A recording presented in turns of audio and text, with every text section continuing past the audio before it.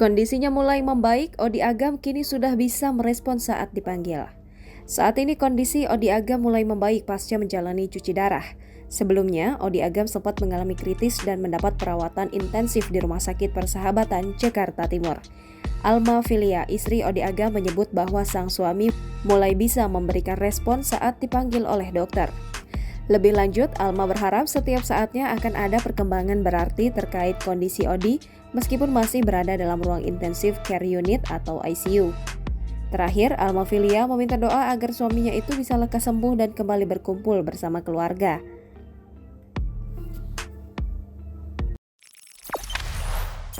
Jangan lupa subscribe, share, komen, dan like ya!